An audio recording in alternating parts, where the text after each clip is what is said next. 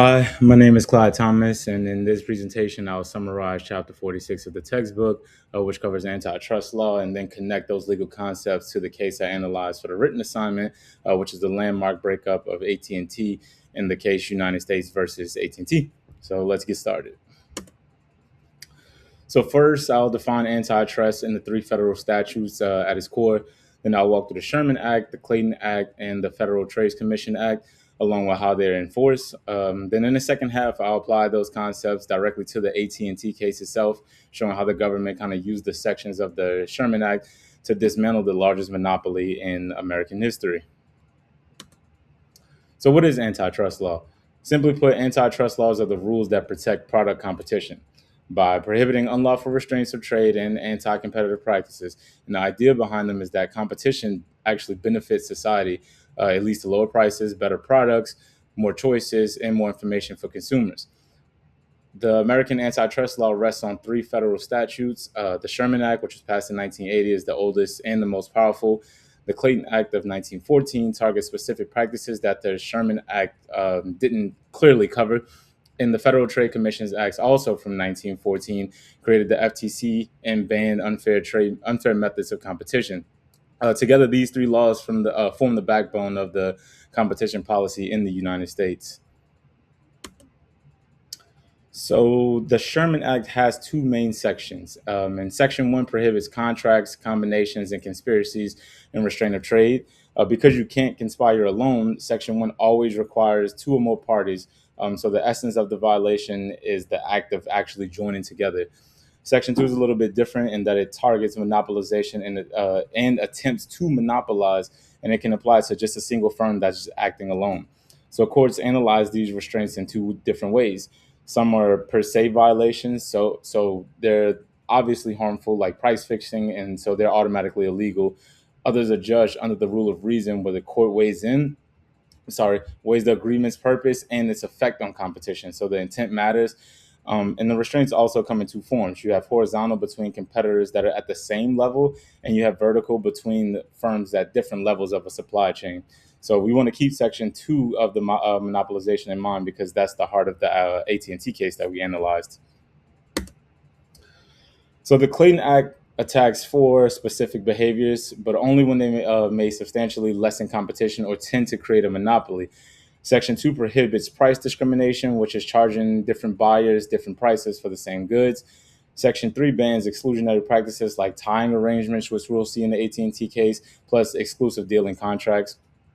Section 7 regulates mergers and acquisitions that will concentrate a particular market. And Section 8 restricts interlocking directorates, which is the same person sitting on the boards of competing firms. The FTC Act adds a broad catch-all. Section 5 condemns all unfair methods of competition not already covered. And these are the tools that regulators reach for when a single firm's conduct threatens the market.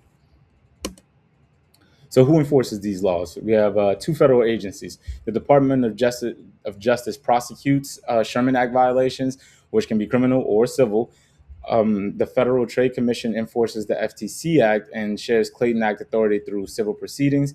And the remedies are powerful, as courts can order dissolution or divestiture. Private parties injured by violations can also sue for treble damages, which are triple the amount of money lost, plus the attorney's fees. And these laws reach beyond our borders, as well as the Sherman Act can apply to foreign conduct that has a substantial effect on the U.S. commerce. Divestiture, in particular, is the remedy that reshaped the AT&T empire itself, actually.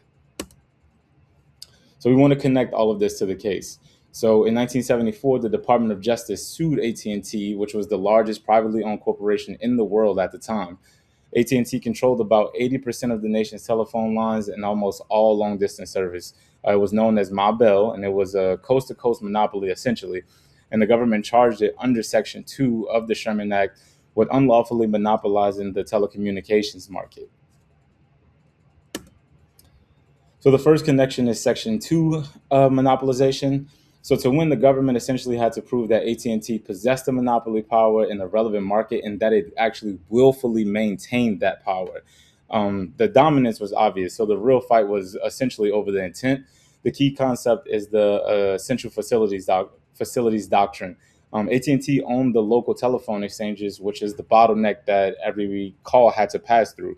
So competitors physically couldn't duplicate that network. So under antitrust law, AT&T was required to give them reasonable access. So controlling that bottleneck and abusing it is exactly what put AT&T on the wrong side of Section 2.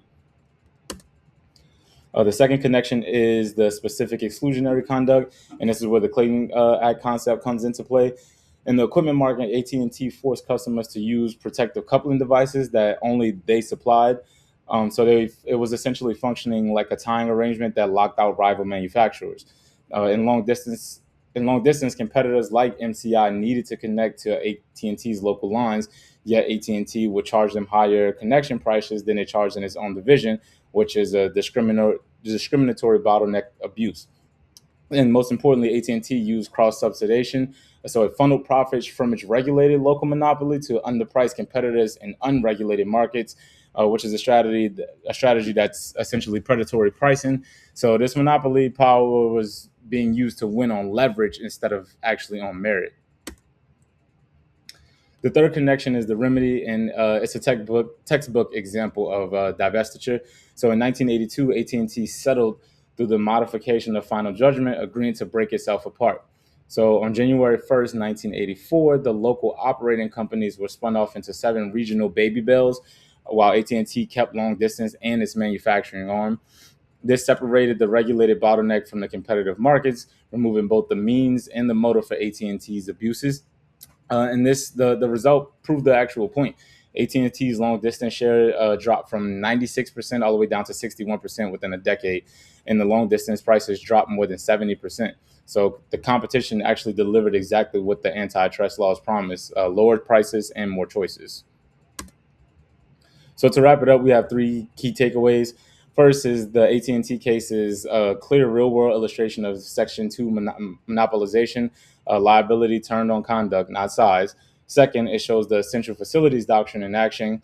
Controlling the bottleneck comes with legal obligations. And third, it demonstrates the power of divestiture as a remedy.